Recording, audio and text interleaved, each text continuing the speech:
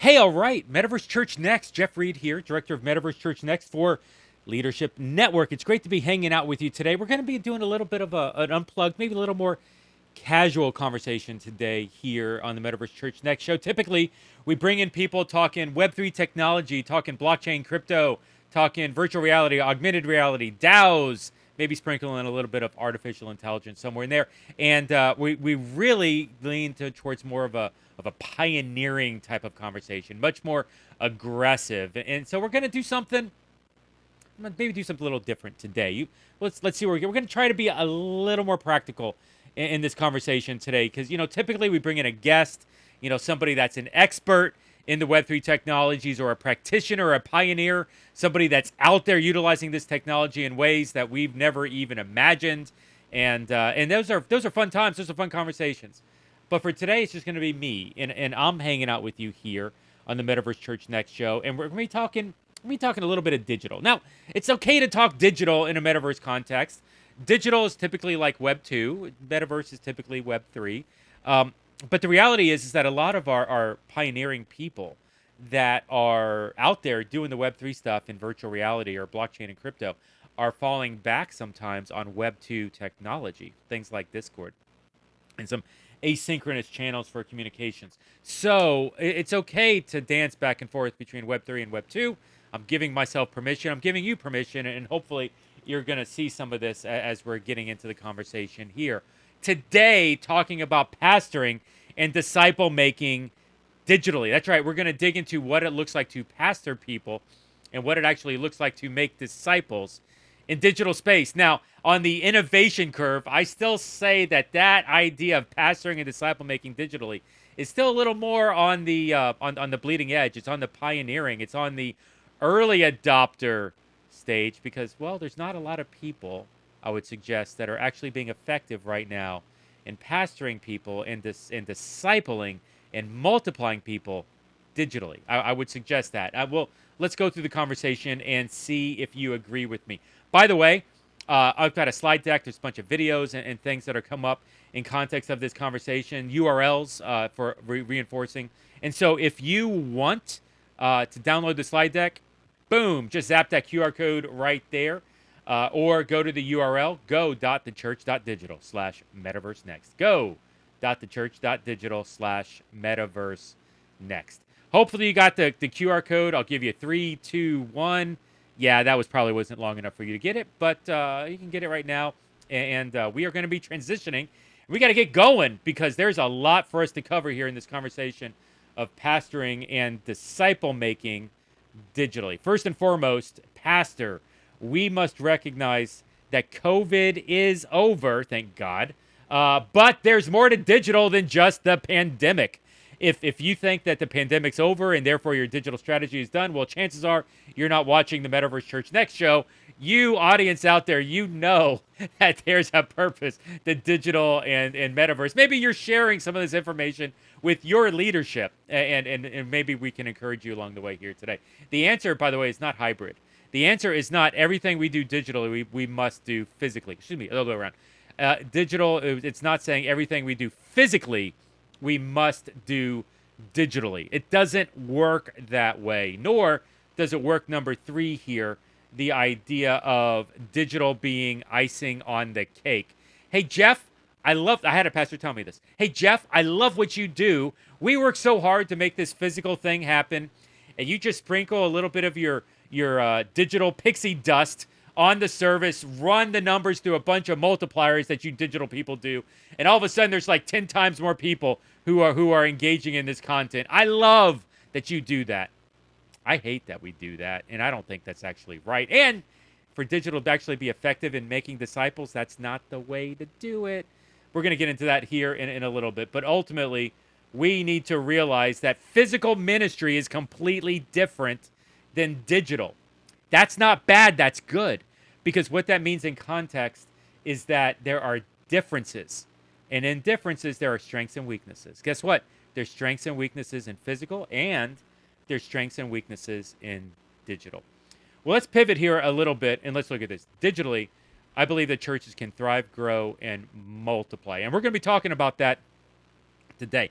We're going to be talking about how churches like yours can thrive, grow, and multiply, maybe even physically and digitally. Let's get in here. You know what? Let's do. Let's talk about thrive first, right off the top.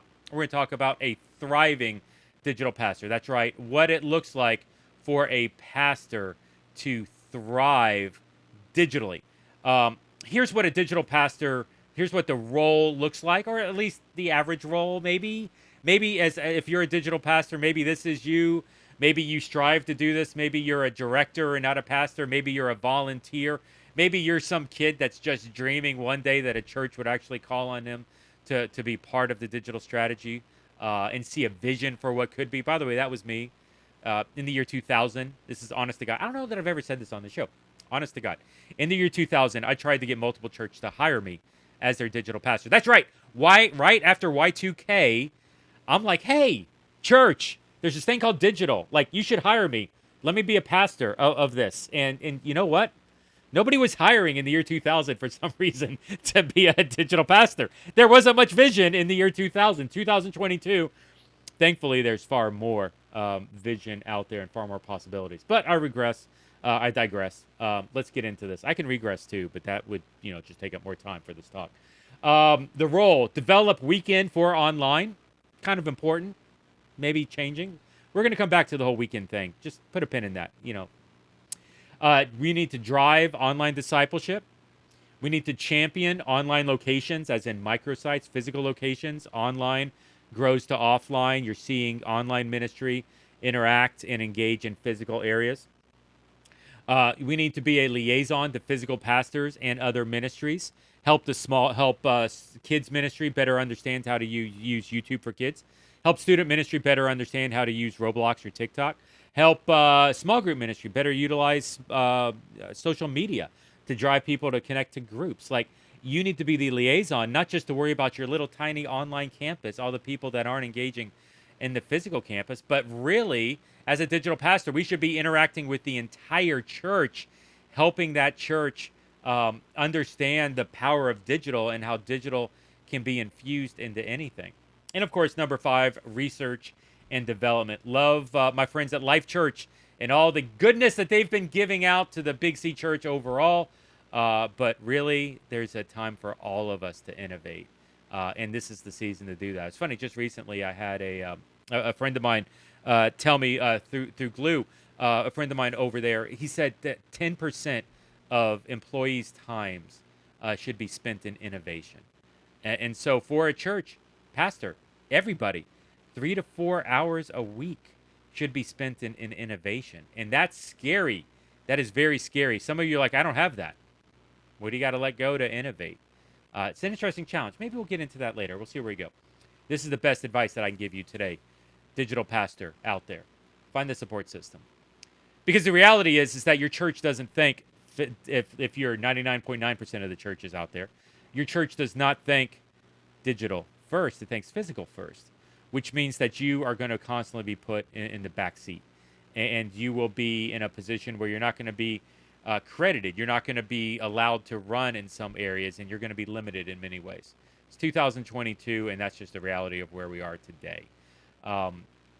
When I was a digital pastor, and this is even going back pre-COVID, I thought my support system was going to be the creative director, the creative team, the communications team, the production crew, the worship team. Like, that was where I thought my synergy and my opportunities were going to come from. And I was wrong. It really didn't come from there. Where it did come from was the local missions pastor, the global missions director, the spiritual development pastor. Heck, even the generosity guy was actually very involved in my life because we were friends. And so the people that challenged me, honestly, were not the people that I would have said organizationally were ones that would challenge me. And so I want to challenge you. Maybe look outside your circle of influence within the church. Maybe look outside your relational bubble to get some of that support. And start to surround yourself with people that not only catch vision for what you're wanting to do, but maybe even push you to do something more. And so that's what I would throw at you. Find yourself people on your church staff that are going to push you to do something more. and then allow them, invite them to be the support system that's going to help you moving forward. All right, hey, so listen, that was Thrive, thriving as a digital pastor. Let's pivot into grow. We're going to focus a little bit here on the word discipleship. I don't actually really like the word discipleship. We're going to get into that more here in a little bit. But to talk about discipleship and to talk about how our churches can grow digitally, well, I'm going to talk about my mom. I don't think I've ever talked about my mom here on the Metaverse Church Next show. Maybe I have. My mom's a online small groups leader. She's led multiple online small groups in I think I recruited her maybe back in 2015, 2016. She's 70 years old. I'm not actually legally allowed to say the age, and I'm adopted. Mom's my adopted mom. She's not my birth mom. The only reason that's relevant, it's a great conversation though, by the way, but it's relevant because the genetics, the technology that I've gotten, and my ability to dive into that. Well, it didn't come from mom and dad. But what mom did is that she recognized the ability to disciple people digitally.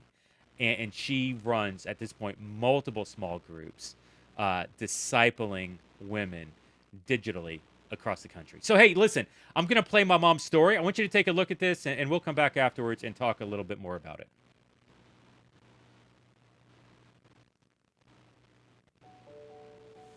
My discipleship group is a very unique group. We meet online, 8 o'clock on Sunday night. We meet in our pajamas. We have our coffee and we chat and we share and we pray and we do our Bible study. In our little group, we have one lady who lives in Washington, D.C., and she is so on fire for the Lord that she even is exciting me at a new level as the leader. And we are just growing and growing in the Lord through her excitement for wanting to share Jesus with the people that she comes in contact with. What makes me really excited about the discipleship groups online is that I'm getting to meet new people and I'm getting to do it from home. My goal is for everyone that I disciple, as they grow and get more comfortable in their faith and in their walk, that they'll be able to invite their friends and family into a group that they can have as their own discipleship group. And then they can invite other people, and that's how this whole thing works in growing the family of God, is through discipleship. Where does the boldness come that I have to work on a computer and reach out in chat hosting and in small groups or discipleship groups? It comes from God, because I only know enough to be dangerous on a computer. And my willingness to say, Lord, there is a group of people out there that maybe this is the only way they're ever going to know about your son, Jesus, then I have to tell God, yes, I will go on the computer and I'll figure it out and I'll do it.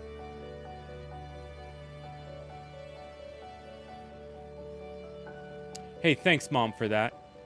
Isn't Mom great? Aren't moms great? Listen, and it's been so exciting to see Mom get excited about these online small groups and starting to take movements in that space, and starting to even multiply groups.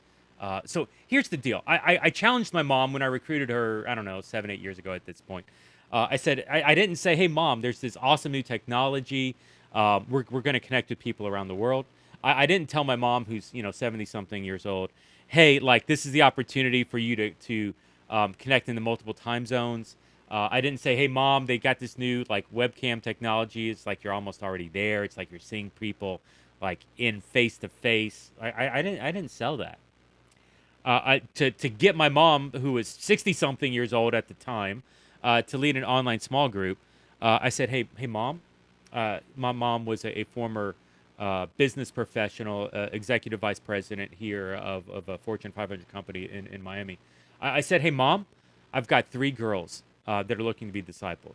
One of them studying to be a lawyer in their 20s. One of them studying to be a lawyer. One of them studying to be a doctor. One of them's working on their CPA.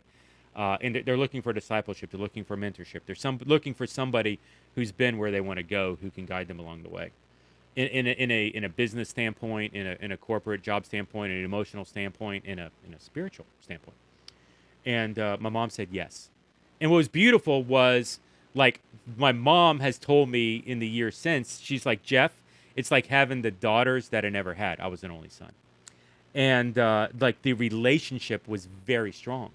Mom would travel, like, these ladies would travel to go visit each other across the country. And when one was moving from Washington D.C. to, I'm sorry, from Washington D.C. to Houston, like, the ladies actually flew up to Washington D.C. to help the girl pack her house up. Like, this is a very close relationship that's happening digitally, even though these women are scattered across multiple time zones and even countries. This is the first small group my mom leads. The second small group my mom leads, this is genius. Like, this is doing the thing digitally that you cannot do physically, because there's no way to do this second small group physically. My mom recruited four, call them 60, 70 something year olds, women that she knew.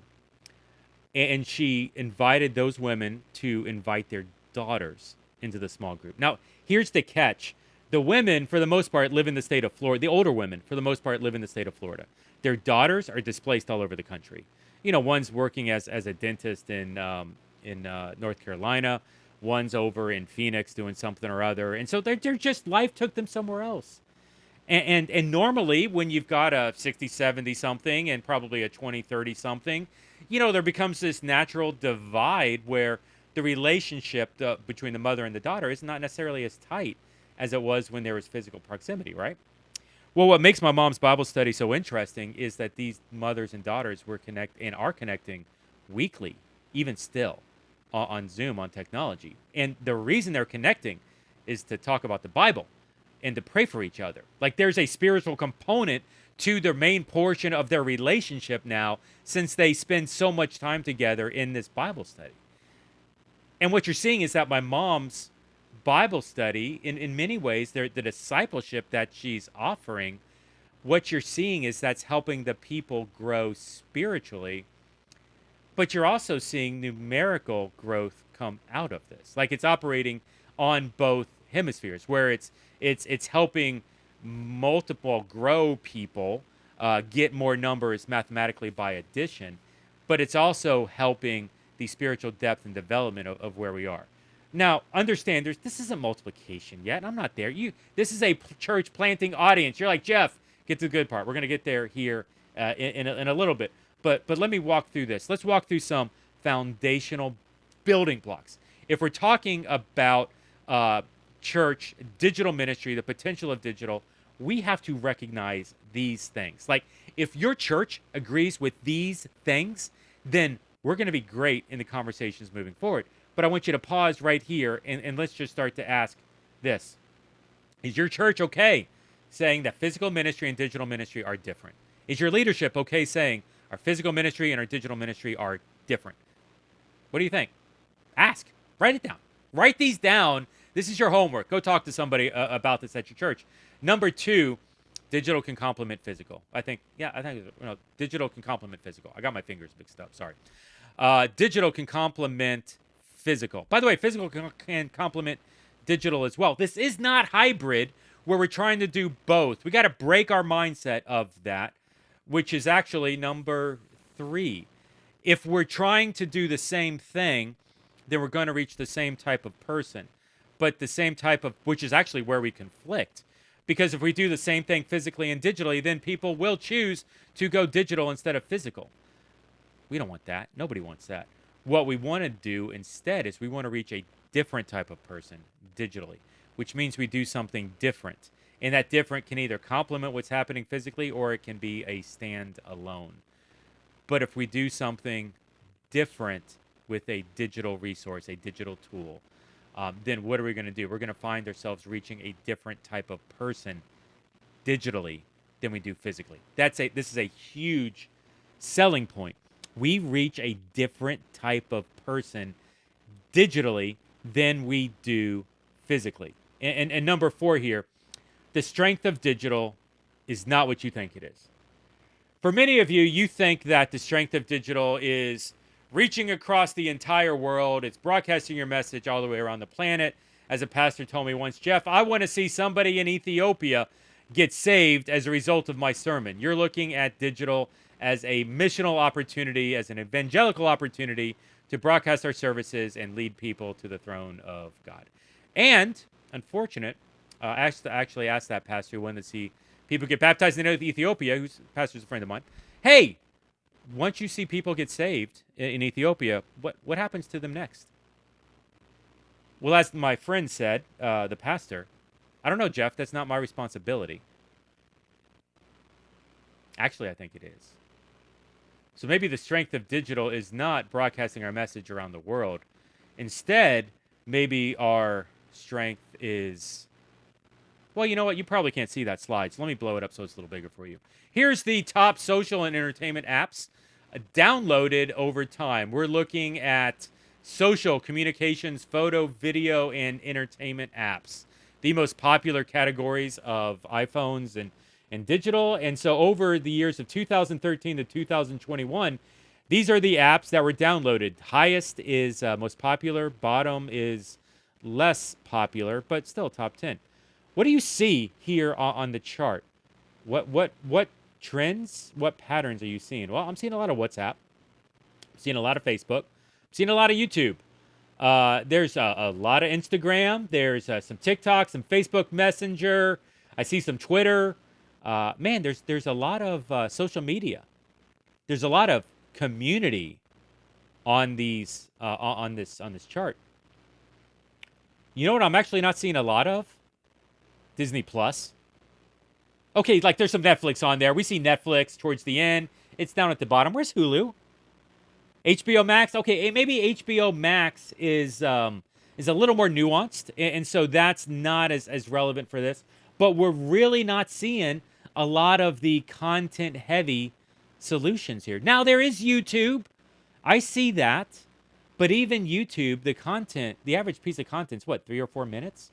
60, 70-minute content doesn't do as well in that space. So if we're wanting to play the YouTube game, we have to understand that it's a different set of rules than even what we're used to. Once again, physical and digital are different, and YouTube's a great example of that.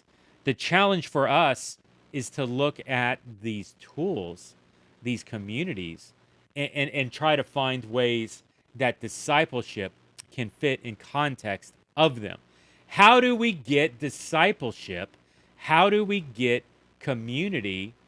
How do we get discipleship inside of community?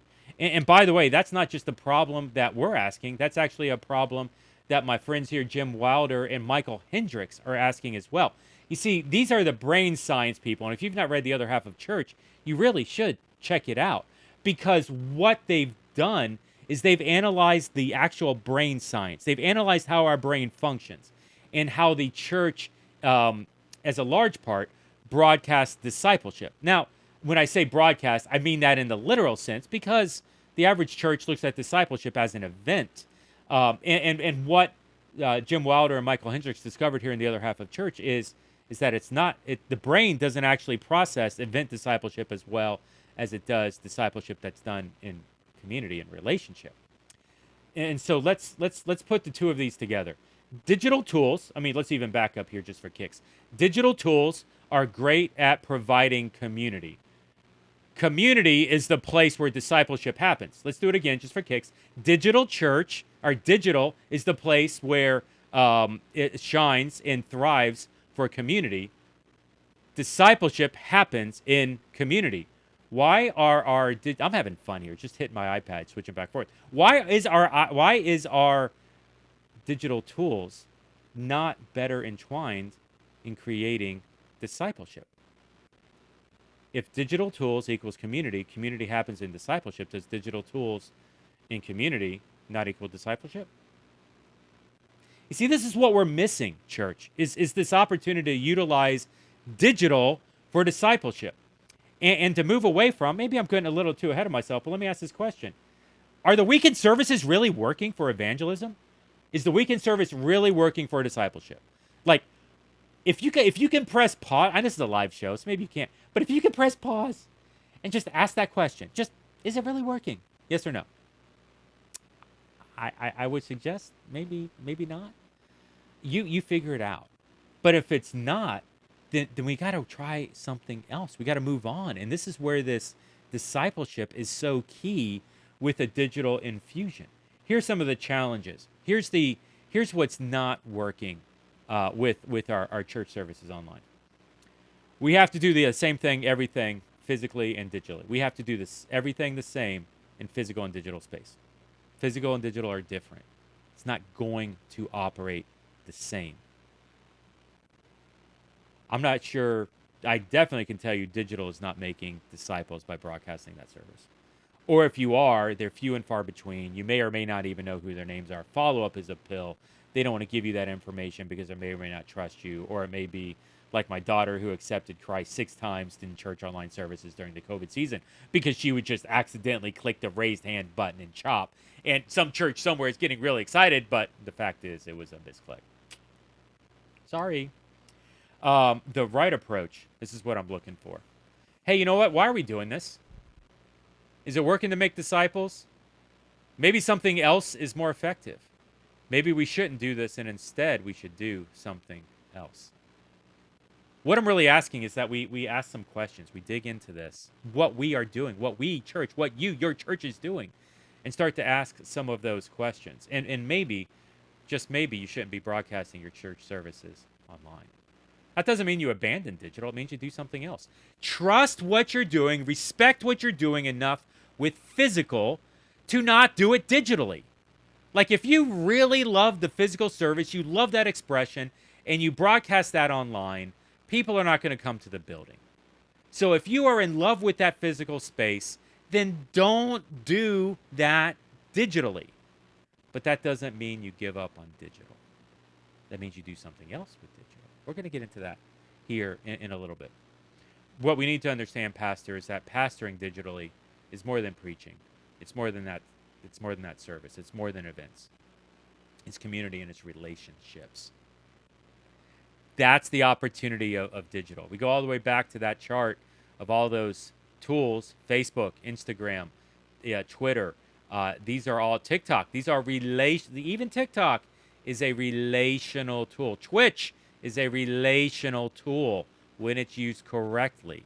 The challenge for us, church, is to learn how to utilize these tools correctly for relationships. Hey, let's keep rolling here. Oh, you know what? I've got my friend here, Ray Hudson. I want you to listen to Ray's story. Here, go ahead. Check this out and tell me if you agree with my friend Ray here. Here you go. Hi, my name is Raymond Hudson, and I'm the lead pastor of City Center Church here in Berkeley, California. Man, we're a church plant that launched in the middle of a pandemic. And it's so interesting when you launch in a pandemic, you even start to look at what church is all about differently. And then you look at Berkeley, California, and even more you're rethinking and figuring out, like, how do you reach the ones of, for us, over 99% of our community that want nothing to do with faith. And so, man, at this exponential digital curriculum, as I'm answering the question, like, what is the purpose of church? And has it changed after, during, while the pandemic is going on? And what I would say is Pastor's Church, like the gathering, like the big gathering. Right now, we're standing in a room of a building that we got as a church. And before having a building, we had some things that we said, man, these things are most important as we're considering and thinking about launching and building a church. And so on the heels of a pandemic and now the Delta variant, we have to ask, like, has the scorecard changed? Does it look different? Are there things that we need to adapt as a church? And I would say yes. And so what I wouldn't say is that the gathering is gone. What I would say is that, man, in your context, the context that you're reaching and called to, you have to figure out what does it look like? And so for City Center Church, I can only speak to our context here in Berkeley, California. Man, we're going to have a gathering, but for us, our gathering is number 5 on our list, not number 1. But when we have gatherings, which is weekly, we're going to do them great. But we feel that there are a few things that are just more important to guide to having a phenomenal gathering. And so for us, when we think about the gathering, what's different is is, man, we want to encourage our team, man. This is a place for you to bring your ones, the people that you're uniquely crafted to reach, who may never show up to our church, but would love to show up to hang out with friends, right? And to be in community and in relationship. And so we say, man, we do 5 things as a church. The number one thing is the thing that guides even the scorecard that we're gauging things off of in our gathering, which is we want to simply disciple our team as they disciple their ones. And their ones, right, are the people they're uniquely crafted to reach. And so that's what it looks like for City Center Church. Awesome. Hey, thanks for that, Ray. By the way, I hope you're seeing it, is that there are 5 things. 5 things. Yeah, no, I'll use this hand. There are 5 things that the church does. Now, he didn't go into detail on the 5, but typically we would say that the church service, the average church in America, the church service is the number 1 priority. For their church, and this really hurts the pinky. I don't know if you can do that. Theirs is number 5. And so there's the 4 other things they do have a higher priority than the weekend service, because oftentimes the 4 other things probably are more relational, community, outreach oriented, that are going to allow for more connection, allow for more dialoguing, allow for more relationship building. And so the question I would ask you, even based off of what Ray's describing, if your church service is priority number 1 for you, and you believe it's working for discipleship, then it begs the question, is your discipleship working? I want you to ask these questions. What is a disciple in your church? How does your church define disciple? How does your church currently make a disciple? What's the process? And is it working? And a fun question to also ask is, if you lined up all your pastors and asked them what a disciple was, would they give you a clear answer, coherent? Are they all on the same page? If you were to line up some high-level volunteers, would they have the same answer? If you were to line up just normal people in the pews, would they even know? And so it's really interesting once we get into this fact of, is our discipleship actually being effective with the weekend service and with even our church buildings in general? Is that effective in making a disciple? And which brings into conversation here, David Nelms, if your disciples aren't making a disciple, did you actually make a disciple? This is from David Nelms from the Greg Nettle Church Planting Podcast. Greg Nettle's the president of Stadia.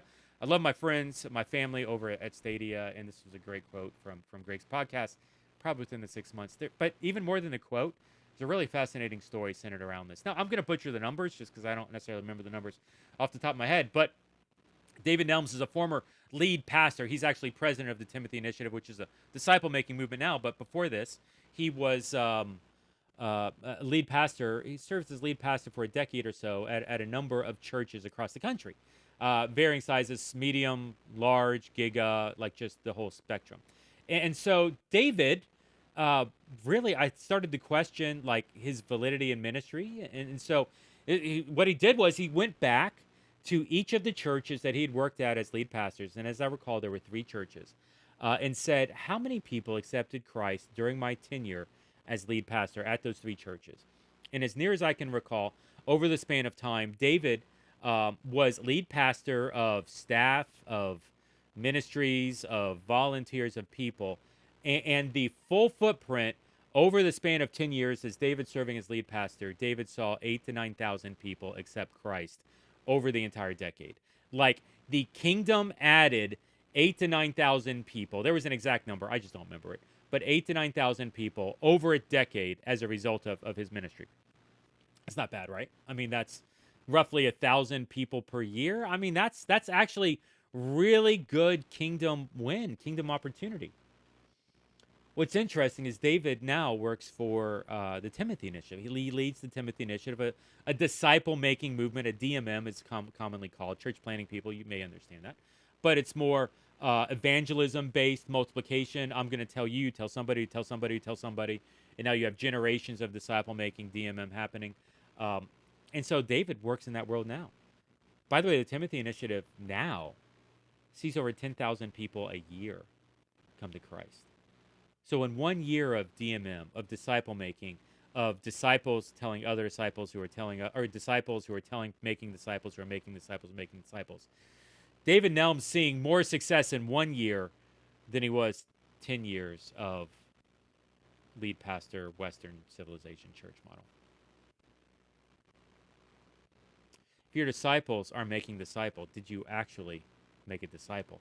See, there's this whole other opportunity that we're not even realizing. And the opportunity for digital to infuse this and to watch this explode like a firecracker with little to no resources. I mean, we don't even realize what we have the potential to do sitting in our pockets right now. I'm not talking about millions of dollars. I'm talking about pennies. And here's what I want you to do. I want you to watch this video with my good friend here, Mark Goring. And I want you to learn from him what's possible in this season. Take a look at this. So last year during the pandemic, I had already been making YouTube videos regularly. I sit here in my car and I make YouTube videos that really answer people's practical questions about disciple making. Theology too, but primarily practical. And the reason why is because I find that raises the banner to find and attract those that are already God preparing in their heart. They're already asking that, how do I do this question? So during the pandemic, we began to take this online. We did a YouTube Facebook group, had a YouTube page that had already been attracting, kind of pre-filtering those that God was working in. And then we began to create this finite 8-week intensive cohort and say, hey, come and join this on Zoom week after week. And our focus was on practical tools, on finding those who were the doers of the word and then helping them take that offline. So we found it to be really effective. It was an effective way to raise the banner, and it attracted a lot of people who were in that moment where they were asking, how do I do this right where I am? And so because it wasn't even tied to necessarily a local church primarily, it already was pre-filtering those that God was working in. They were already dissatisfied with what they were experiencing, and they were ready. They were ready to come and to learn and to do and to practice. And so we found that to be an effective way to filter and attract those, and an effective way to raise the banner as an online training. And then from there, begin to just put practical tools in their hand. We emphasized obedience-based discipleship tools and began to see those that were receiving these and learning these, put these into practice in their relational network. So we saw legacy church pastors, those who have long time been leading in their church, take a hold of this and put it into practice and shift their church towards a multiplying model. Still working with those guys online through Zoom because of that training. And then we saw others who were college students and those who worked on college campuses begin to take this and begin to put it into practice right there in their relational network. And we've seen multiplying churches and disciples through that training. And so it's been very effective to not only connect and find, but to begin to train and then to take it offline. And so we've seen those disciples that went through that begin to gather people in their living room. So the training was effective to connect with them where they were digitally and to meet them in a way that they could easily access the content and begin to put it into practice. But then we did help them take it offline so they could begin to do this in person, practicing the one another's around the table and learning how to follow Christ together. So I have found that digital online training is such an effective way because of our event-oriented culture to connect with those that God is preparing in them. So just like a person apiece, God is preparing in the hearts of believers as well. And so as we can raise that banner, we can find those that God's already working in, connect with them, and then help them begin to put this into practice in their relational networks and then take it offline and see it multiply from there. So I have found that digital online training is such an effective component of filtering for and finding those that God's working in and then seeing things spark in new people and new places. What's great about Mark's setup and what we need to realize is that he's using this. He's not using a massive studio setup, even like the one that I'm talking to here to connect with you all today. He's using an iPhone. And he doesn't have a beautiful studio with a psych wall. He has a car. And he's not uploading this on a custom-built $1 million platform. He's uploading it to, well, he is. He's uploading it to YouTube, which is free. And as a result, Mark is training thousands of people evangelism so that they can share with thousands who will share to thousands who will share to thousands. Mark's doing this on the low budget just to prove that he can. And as a result, the gospel is being preached and people are hearing the word. Disciples are being made who are telling other disciples. Thank you, Mark, for sharing that. And by the way, No Place Left, great organization. leaning into this, and Mark and many other pioneers are out there proclaiming the gospel, utilizing some of these methods. So hey, great, thank you, Mark, for that. By the way, this is just one reason why, of multiple reasons. Let's dig into here why you should be adding digital to your discipleship process. Like, digital added to discipleship to me is not even a question because of what we're going to list here. Number one, discipleship digitally is highly effective. Because digital is an opportunity for us to learn, to experience things. Digital heightens the educational opportunities that are afforded, that are available. Digital helps discipleship be more effective. Yes, the Spirit's going to use it, but it's going to get the information in front of someone. Secondly, churches report that it's quicker and easier to move people through the discipleship process digitally compared to physically. If for no other reason than by doing digital discipleship, people don't have to commute across the country, and it's easier. Well, one pastor told me, Jeff, I actually get to meet with people twice a week instead of once a week because we do it on Zoom. Once a week, they got to worry about childcare, and they don't want to do it just once a week. Twice a week, we take childcare out of the equation, and it's a lot quicker and easier for the person to meet on a school night during the week. So yeah, it goes much quicker digitally than it would in physical space. Number three, church mobile apps can very easily become the hub of your discipleship process, your engagement pathway. By the way, church mobile apps as a general, forgive the term here, suck. There's 1,001 ways for people to engage with that sermon. If you're developing a mobile app for the sole purpose of them having a sermon, then why is it on your website? Why is it in your church online broadcast? Why are you doing a podcast on it? Simplify.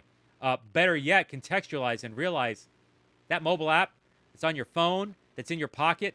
People want community with this. They're not looking for a sermon. I hate to tell you, they're looking for community. Social media, they want community.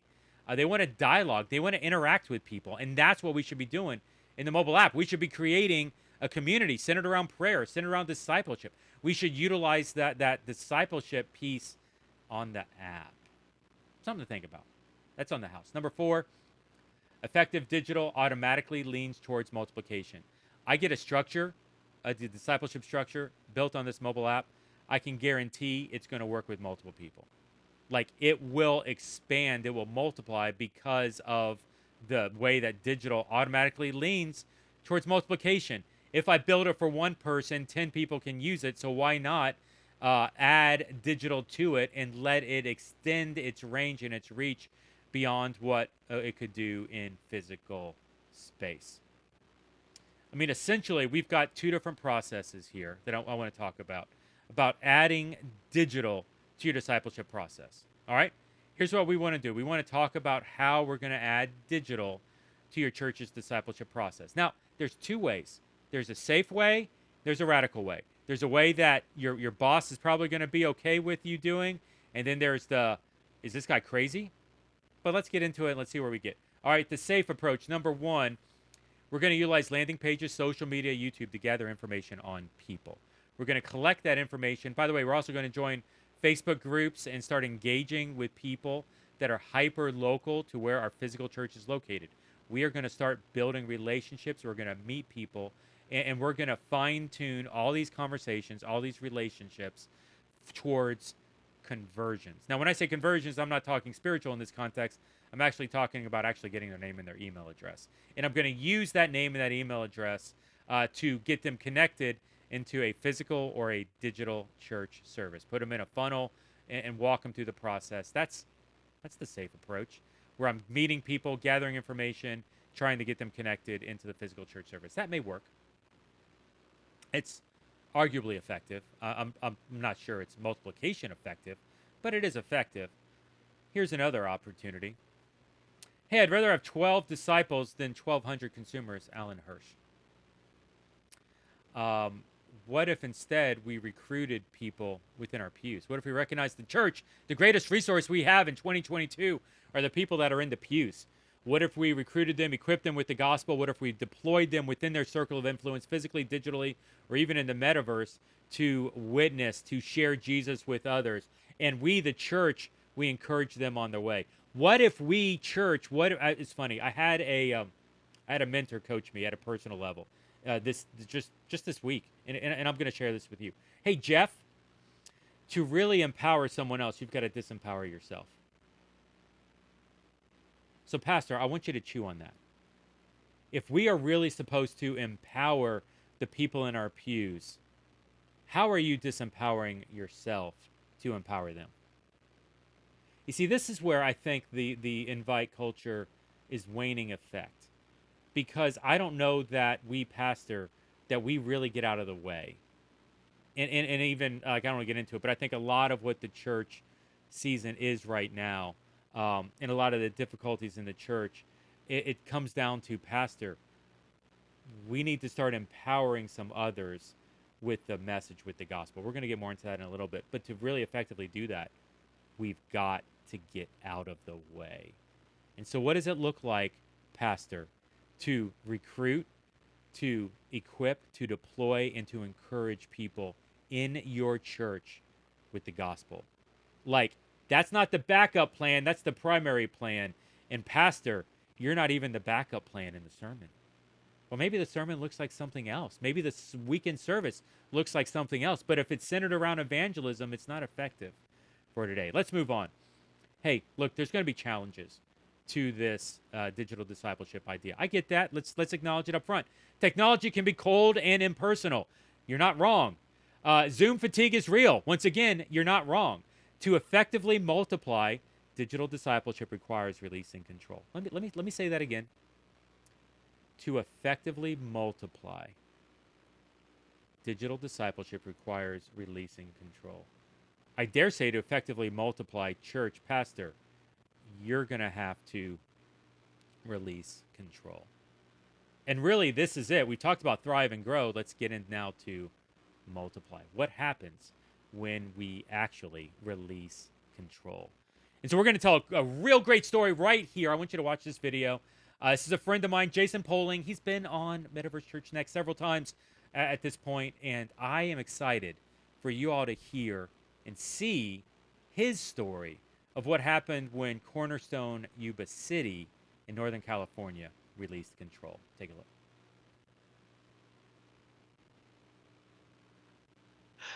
Hi, I'm Jason Poling, pastor at Cornerstone Church, and I'm standing in one of our virtual reality campuses. And we've been doing virtual reality ministry for about a year, a little bit more than a year. And it's been amazing, such a blessing. We came in here because we wanted to reach more people for Christ than just our little footprint in Northern California. And we have an in real life church in Yuba City, just north of Sacramento. We, again, wanted to see more people come to Christ. And we realized that in the digital world, there's just so many people throughout the world who are far from God, don't know Christ, don't know much about the church even. We've experienced that a lot, and are nervous maybe to even go to a physical church because they don't understand it. Maybe they have a bad stereotypical image about the church. And so they're more willing to come into a space like this where it feels a little safer.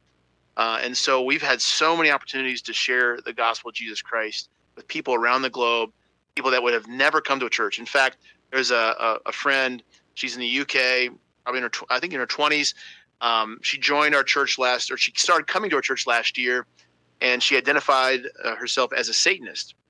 I learned to find out it wasn't really a hardcore Satanist sacrificing chickens on an altar or anything like that. More of a new agey kind of Wiccan, psychic kind of Satanist.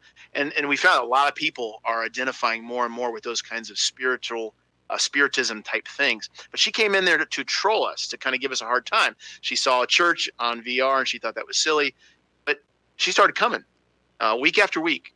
And she's been coming for a whole year, and we just welcomed her. We said, hey, we love you. We're glad you're here. We disagree. We preach Jesus Christ, but you are always welcome here. And she became a friend of us, and she really started to feel like she belonged. And just a few weeks ago, she prayed to receive Christ, and it was one of the most beautiful prayers that I got to hear a new believer share. It was just awesome. And that's just one of many, many stories of life transformation with people who never would have come to a church, a physical church. And so we do a hybrid church. We like to have them engage with not just the VR church, but also our in real life IRL church. In fact, we're doing this thing where we're having a reunion. So we're having a bunch of them are flying out to Northern California to spend some time with us and to worship with us at the IRL church. But we're just really excited to be here to serve in this way. And I hope you will too. I hope you'll consider it. And again, we would love to help you. Cornerstone Church. I'm Jason Pulling. Look me up. Would love to help you plant a church in the metaverse in VR. Awesome. Thanks, Jason, for that. By the way, Jason arguably did one of the smartest things he could when he released control. A couple people in his church came up to him. I believe it was a board member, and it was a high level volunteer, with the idea of launching Cornerstone VR, doing ministry, doing church in virtual reality. And Jason did the best thing he could do. He released control. He trusted the people who were having the conversations. Now, to release control, Jason had to trust the people spiritually. So there was a level of, do I really trust what this person is saying? And as churches, we are responsible for that. But Jason also, I joke with Jason. It's like when he made this decision, he didn't even know how to spell VR. Like, he was smart enough to realize, okay, if I insert myself into this and I say no, I'm a lid, and I'm not really informed enough at this point to make a valued decision, but I trust the people spiritually that are talking to me. So let me release control and let's see what happens. And the ministry was born as a result of it. Arguably now, well, I think he was the first physical and virtual reality church. At least I don't know of anybody else who was doing it before them. And so he was the first guy who was out there doing this. But even beyond that, he's now leading in shaping theology of what it looks like in virtual reality. We're going to get more into that in the days and weeks to come. But to release control, pastor, our church doesn't need to simplify, it needs to diversify. We don't need to put all our eggs in one basket. We don't need to force one strategy. We don't need to be cookie cutter. We need to care about the contextualization. The people that we're reaching in physical space are going to be different than the people that we are reaching in a true digital church. It's going to be different than the type of person we're reaching in churches in the metaverse and in virtual reality, which is going to be different than what we're going to reach in a micro church movement. And so realizing that all these contextualizations are hugely important. But ultimately, pastor, our job, if we're really going to be to release control, it's to disciple people spiritually, to release them on journey, to encourage them as they go on their way. We're to recruit and disciple and release. Like, we have to do this, and our church, God's kingdom, will be shaped, will be benefited as a result of it. You know what happens when you release control? People screw up. They make mistakes. They fail. And pastor, it's up to us to be okay with that. It's okay with us to be able to, it's up to us to be able to say, okay, it's all right. We learned a lesson. Let's not do that again. That was an experiment. Let's iterate and let's try again. Let's learn lessons from this and let's keep multiplying these ideas out. To release control means there's going to be mistakes. But that's okay, because mistakes are how we learn in kingdom context. Hey, check this out. Henry Blackaby, 1976. By the way, this quote's older than I am. Watch to see where God is working and pray about joining him in his work. If Christians around the world were to suddenly renounce their personal agendas, their life goals, and their aspirations, and begin responding in radical obedience to everything God has showed them, the world would be turned upside down. That's quotes older than I am, but oh my gosh. Like, is there anything more relevant in today's church? We're all driven by personal agendas and biases and goals and aspirations. And maybe, just maybe, we've lost sight of the discipleship. Maybe we've lost sight of the disciple making. Maybe we've lost sight of the multiplication idea.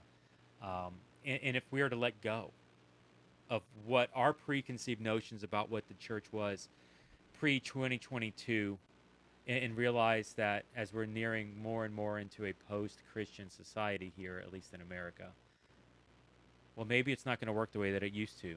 and maybe we do need to do something different. Maybe we need to move towards empowering individuals more, which gets us into this idea of a decentralized church and one that's moving to multiply. Here's what we're seeing: a decentralized church, one that's running multiple models, multiple church strategies. You know, I described it before. Physical church building is one, and it's a fine model, but it's not the only model. There's digital churches, there's virtual reality, metaverse churches, there's blockchain and crypto DAOs, there's micro church networks, there's workplace ministries. Like, you need this stuff. And the reason you need this stuff is because each one of these different strategies reaches a different type of person, utilizes different methods of discipleship, empowers different types of leaders, and it capitalizes on different types of environments. And so we need to diversify what we're doing and start to run into multimodal, into multiple models of church. Now, look, the digital funnel, the digital process, what many of you are doing is this. This is the safe. I'm going to give you a safe, and I'm going to give you another radical. This is the safe approach, okay? We got a church service. That physical church service is the front door. And we're going to use that church service, and the goal of the church service is to hopefully get people connected in the community. Through the community, we find that people are going to find Jesus, and through finding Jesus, we get them connected into the church, into some sort of a discipleship. Yes, discipleship happens before Jesus, but let's not get lost in that, people. Come on, focus, work with me. So this is a very normal process. People in digital churches, they find Christ, they find community before they find Christ. Excuse me, I stuttered there. People find community before they find Christ. Many times, oftentimes, I would arguably say more than people finding Christ online before community. And so the opportunity for us is to use that church service as a front door. This is what we're all trying to do, or at least the ones that are wanting to do it right are trying to do it this way.